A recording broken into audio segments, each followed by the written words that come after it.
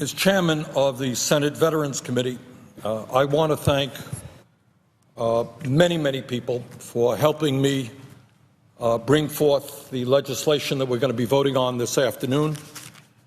I want to thank those people who have come down to the floor to speak on behalf of our veterans, and that includes Majority Leader Reid, who has been so helpful throughout, Senators Murray, Blumenthal, Heinrich, Pryor, Durbin, Merkley, Walsh, Shaheen, and Casey, and I suspect I have left out some. I want to thank my entire staff at the Veterans Committee, Steve Robertson, Dahlia Melendrez, Travis Murphy, Catherine Monet, Catherine Van Haste, Elizabeth Austin, Carlos Fuentes, Ann Vallandigham, Rebecca Tommen, Jason Dean, Shannon Jackson, Shanna Lowry, and Raphael Anderson for their help on this effort. And I want to thank the 28 co-sponsors of this important legislation. I won't read their names. They know who they are, and I thank them very much. Mr. President, as I have indicated earlier, this legislation is not Bernie Sanders' legislation. This is legislation that, by and large, comes from the hearts and souls of the veterans of this country. As chairman of the committee, I thought it was my obligation to listen to what the veterans of our country were saying about their problems and their needs and how we might go forward. And that's what I and others on the committee did. We listened. And that is the reason why this legislation is being supported by virtually every veterans organization in the United States of America, representing millions and millions and millions of veterans. And I want to thank for their support, not only for their support, but for their help in crafting this legislation, the American Legion, the Veterans of Foreign Wars, the Disabled American Veterans, the Jewish War Veterans, the Vietnam Veterans of America, the Paralyzed Veterans of America, the Iraq and Afghanistan Veterans of America, the Wounded Warrior Project, Gold Star Wives, Student Veterans of America, the Air Force Sergeants Association, the American Ex-Prisoners of War, the Association of the United States Navy, the Commissioned Officers Association of U.S. Public Health Service, the National Guard Association of the U.S., the Enlisted Association National Guard of the U.S., the Fleet Reserve Association, the Marine Corps League, the Marine Corps Reserve Association, the Military Officers of America Association, the Military Order of the Purple Heart, the National Association of Uniformed Services, the Non-Commissioned Officers Association, the Retired Enlisted Association, the American Military Retirees Association, the National Coalition for Homeless Veterans, the National Association for State Veterans Homes, and many other veterans organizations. Thank you very much for your support for this legislation. Mr. President, it is no secret that Congress today is extremely partisan and to a significant degree dysfunctional. That is why the approval rating of Congress is somewhere around 15%. Problems facing the American people, and we can't address those problems. And the American people are profoundly disgusted with what we do and, in fact, with what we do not do. And, Mr. President, I had hoped from the bottom of my heart that at least on this issue, the need to protect and defend the veterans of this country and their families, those who have given so much to us, that we could rise above the day-to-day rancor and the party politics that we see here on this floor almost every single day. We will, in fact, see within a short while whether or not we will rise to the occasion, whether we will, in fact, stand with the veterans of this country, or whether once again we're going to succumb to the same old politics that we see almost every day. Mr. President, let me very briefly touch upon some of the objections that my Republican colleagues have made to this bill. Some of them, not a whole lot, by the way, but some have come to the floor and they've objected to this bill. So let me respond to some of their concerns. Some of my Republican colleagues have said that they can't vote for this bill because they couldn't get the opportunity to offer an amendment on the Iran sanctions situation. Well, Mr. President, you know what? The issue of Iran sanctions is an important issue, but it has nothing to do with the needs of veterans. In case people don't understand it, this is a comprehensive veterans bill. And while Iran sanctions may be important, it has nothing to do with what we are discussing today. And that is not just my opinion. Far more importantly, we have the opinion of the largest veterans organization in this country, which represents over 2 million veterans, and that is the American Legion. And here is what Daniel M. Dellinger, the national commander of the American Legion, said just yesterday on this issue. This is what he said, and I quote, "Iran is a serious issue that Congress needs to address, but it cannot be tied to S-1982, this veterans legislation, which is extremely important as our nation prepares to welcome millions of U.S. military servicemen and women home from war. This comprehensive bill aims to help veterans find good jobs, get the health care they need, and make in-state tuition rates applicable to all who are using their GI Bill benefits. This legislation is about supporting veterans, pure and simple. The Senate can debate various aspects of it, and that's understandable, but it cannot lose focus on the matter at hand, helping military personnel make the transition to veteran life and ensuring that those who serve their nation in uniform receive the benefits they earned and they deserved.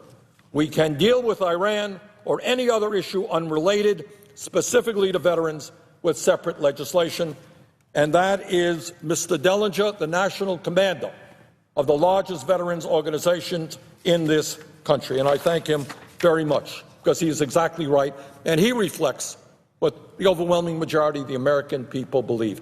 Deal with the issue at hand. But it's not just the American Legion. I want to thank the Iraq, Afghanistan Veterans of America. They tweeted the other day, and I quote, "The Senate should not get distracted while debating and voting on the vets bill. Iran sanctions, Obamacare, etc. aren't relevant to S-1982. They are absolutely right. Let's talk about veterans' needs." Now, some other Republican colleagues, in objecting to this bill, have said they can't vote for it because it is not bipartisan enough and has not been fully marked up in committee. Well, that's not quite true. Almost all of the provisions in this bill did come out of the committee. In fact, two of the major components of this bill, two separate omnibus bills, were passed by unanimous vote. You can't get much more bipartisan than when you have two major provisions in a bill passing with all Republican and Democrats voting for it. That's pretty bipartisan from where I come from. Furthermore, this legislation contains a number of provisions authored and supported by Republican members of the Veterans Committee. In fact, to the best of my knowledge, there are 26 separate provisions that Republican members have authored or co-sponsored. Mr. President, this legislation also includes two key provisions that were passed in a bipartisan way by the Republican House of Representatives. With almost unanimous votes, the House passed a provision that we have in this legislation that would authorize the VA to enter into 27 major medical facility leases in 18 states and Puerto Rico. In other words, this was a new provision that I did add to this bill, was not discussed in committee, but in fact has overwhelming bipartisan support. And the second provision that we added to the bill, not discussed in committee, also passed the House with broad support, and that deals with the very important issue of ensuring that veterans can take full advantage of the post-9/11 GI Bill and get in-state tuition in the state in which they currently live. So to as great a degree as possible, I have tried to make this bill a bipartisan bill. And that's where we are. Now, other Republicans have come to the floor, and they have objected to this bill because they argue that by expanding VA health care to veterans currently not eligible for it, veterans who in some cases are trying to get by on $28,000, $30,000 a year in this tough economy, and it is true, we do expand VA health care to those veterans who don't have a whole lot of money. They say, the Republicans who object say, well, that would open up the floodgates for millions or tens of millions. I think somebody said 22 million veterans. Every veteran in America would be eligible for VA health care, that the health care system would be swamped, and health care, especially for those most in need, would deteriorate because so many people came into the system. As I mentioned yesterday, this is absolutely untrue. No new veteran would be added into VA health care until the VA had the infrastructure to accommodate those new veterans. So we're not opening the door for millions of new veterans. Not true. And as currently the case, those with service-connected disabilities would continue to get the highest priority service as they currently do, and which, in my view, should always be the case. Those who were injured in war are the top priority, and those folks must always be the top priority, and that is certainly the case in this legislation. And then, last but not least, there is the objection that we are going to be dealing with in about 45 minutes, the vote that we'll be having, and that is that some of my colleagues basically say that, Senator Sanders, this bill is just too expensive, and we just can't afford to pass it. This bill costs $21 billion, and that's a lot of money. I don't deny it. And that's just too much money, and we cannot afford to pass this bill, which helps millions of veterans. Now, I want to respond to that point in two ways. First, I want to address it from an inside-the-beltway, more technical perspective, and I want to talk to the American people about the cost of war and what we can afford and what we cannot afford. Mr. President, in terms of the funding of this bill, the Congressional Budget Office, the nonpartisan scorekeeper, has estimated that mandatory spending in this bill will total $2.88 billion over the next 10 years. $2.88 billion. All of this mandatory spending is completely offset. Let me repeat that. All of this mandatory spending is completely offset, not by OCO funds, but through more than $4.2 billion in actual savings from the programs within the jurisdiction of the Senate Veterans Affairs Committee. As a result, CBO has determined that overall mandatory spending in this bill will be reduced by more than $1.3 billion. That's what the CBO says. Mr. President, in addition, this bill authorizes $18.3 billion in discretionary spending. We have a $4.2 in mandatory, more than offset, and then we have $18.3 billion in discretionary spending over the next 5 years. Mr. President, as you well know, there is no rule in the Senate that an authorization of funding has to be offset, and that's what the Veterans Committee is. We are an authorizing committee. We're not an appropriations committee. In essence, the discretionary spending provisions in this legislation are just recommendations on how much additional funding we believe is needed for our nation's veterans. It will be up to future legislation in the Appropriations Committee, as is always the case, to approve or disapprove of these recommendations. In other words, the Veterans Committee, an authorized committee, has made a recommendation. The final word, as is always the case when we spend money, rests with the Appropriations Committee.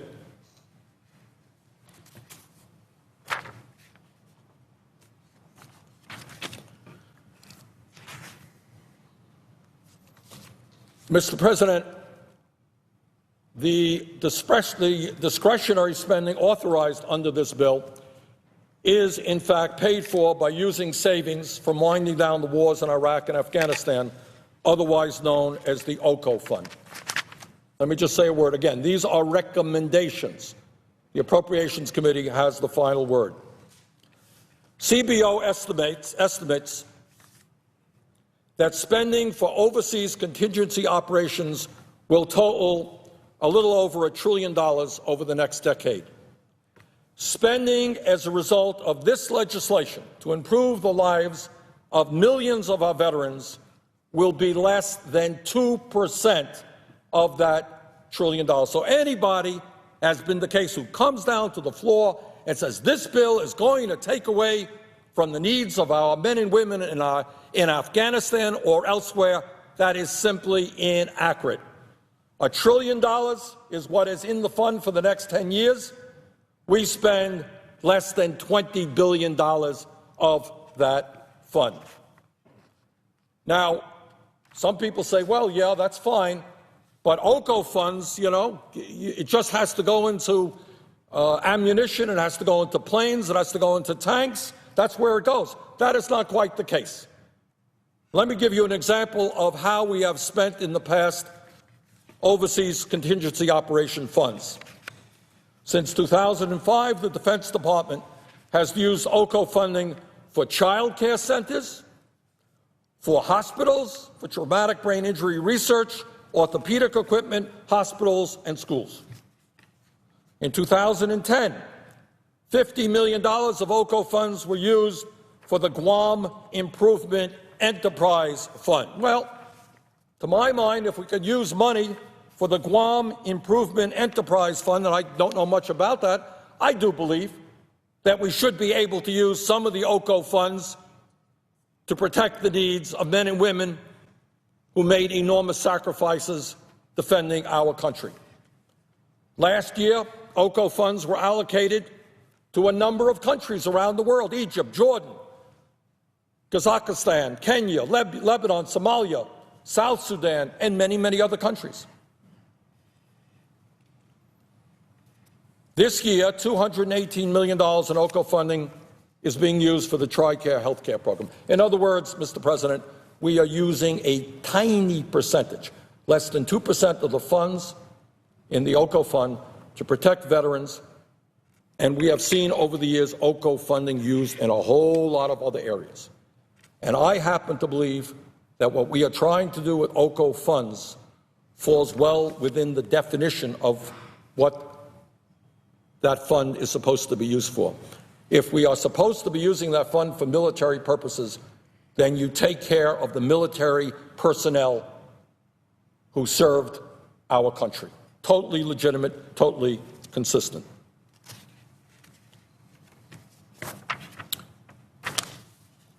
Mr. President, that's kind of the technical inside the Beltway explanation why I think the funding mechanism that we have chosen and the approach that we have taken is legitimate. But let me get actually to the far more important reason as to why this bill should be passed and why it should be paid for. And that is very simply that this bill in a small way, attempts to pay back and help veterans and their families for the enormous sacrifices that they have made for this country, sacrifices which, in the deepest sense, can never, ever be fully paid back. And this is what this bill does.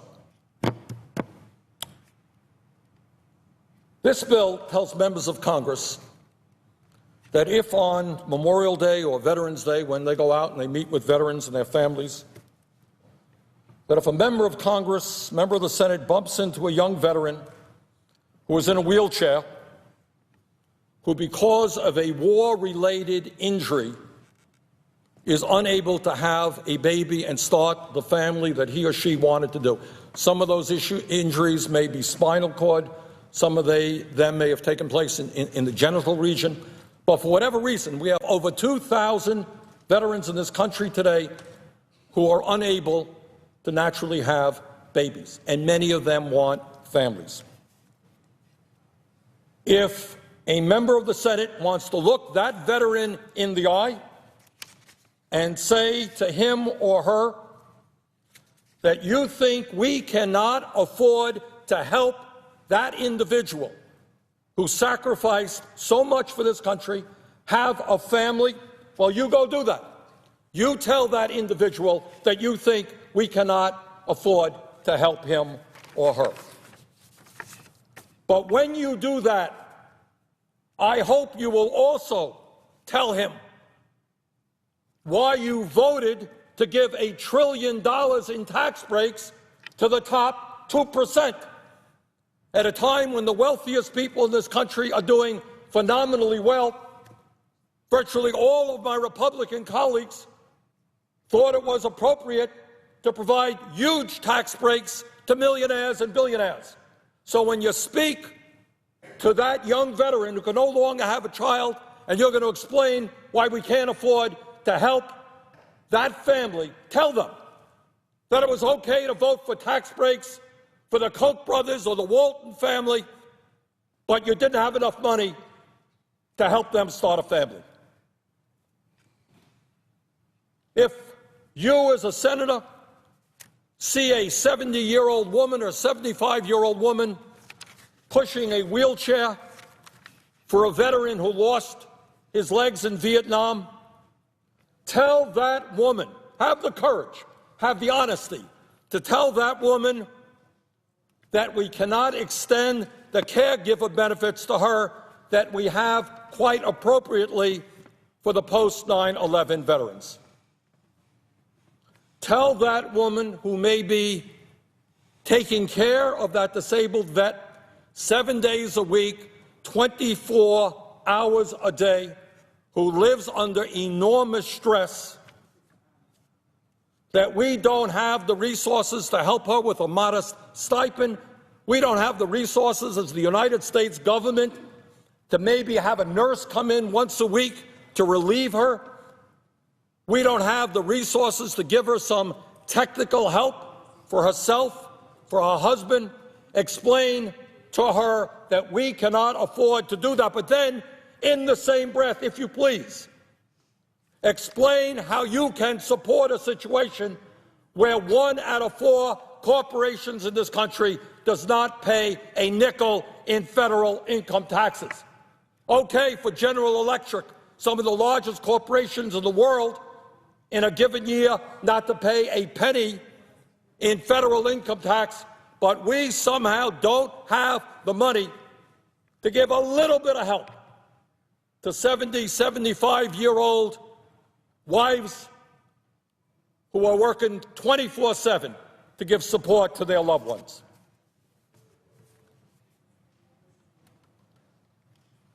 I say to my fellow senators,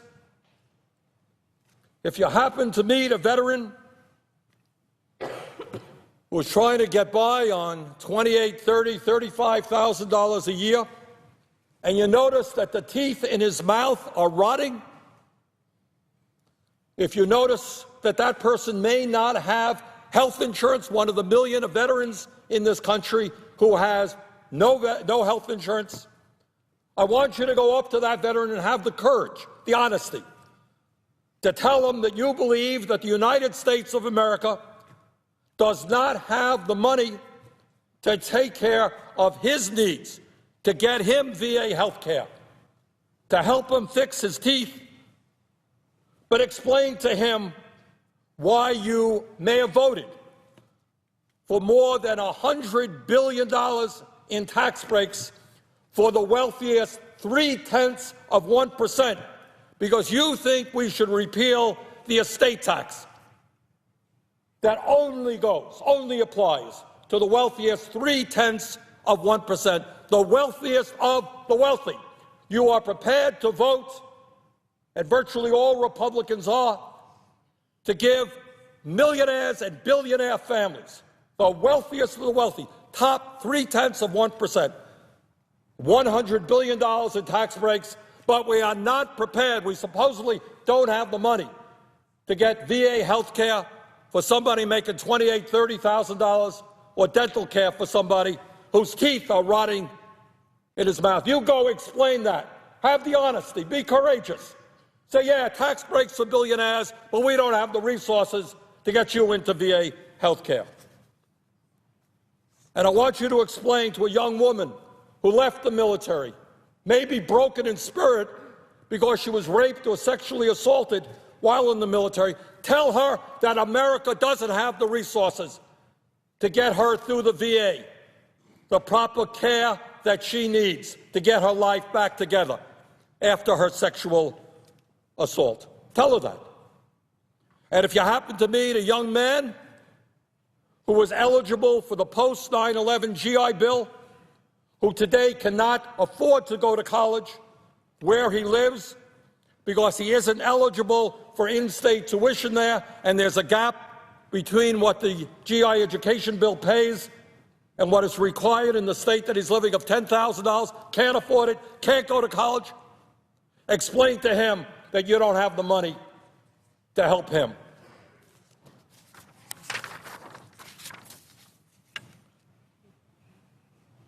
And if you bump into an older veteran, we have heard some discussion in the last couple of days that the VA lacks adequate health care facilities. We don't have enough around the country. Well, this legislation that we're voting on right now, that in fact was already passed in the House,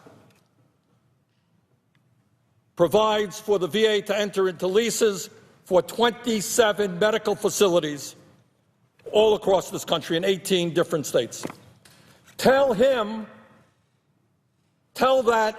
70-year-old veteran or the 80-year-old veteran who wants access to primary health care near where he lives that we do not have the resources to provide that primary care, but we can spend billions of dollars rebuilding the infrastructure in Afghanistan, where most of that money is stolen by a corrupt leadership. And maybe, colleagues, one of you will see a young veteran, one of hundreds of thousands of veterans of Iraq and Afghanistan who are dealing with PTSD or traumatic brain injury, or maybe it's a young man who has come back and just can't find a job in this very, very tough economy. And go up to him and say, yeah, tax breaks for the rich are great. Corporations not paying taxes, that's okay. But I don't believe that we should be providing help to you. So the bottom line, Mr. President, is what we believe in. It's not the speeches that we give on Memorial Day and on Veterans Day. I know my colleagues give great speeches. The question is, and the more important issue is, not your fine rhetoric, but are you prepared to vote for programs that help human beings in need? Speeches are great, but action is better and far more important. So, Mr. President, this is about who we are as a people. It is about what our priorities are. And in my view, at the very top of our priority list has got to be to protect and defend those people who have protected and defended us, those people who have given much, much more than we can ever repay. Those Gold Star wives right now who want to go to college, and we allow that in this bill. They lost their husband. They're trying to take care of their kids.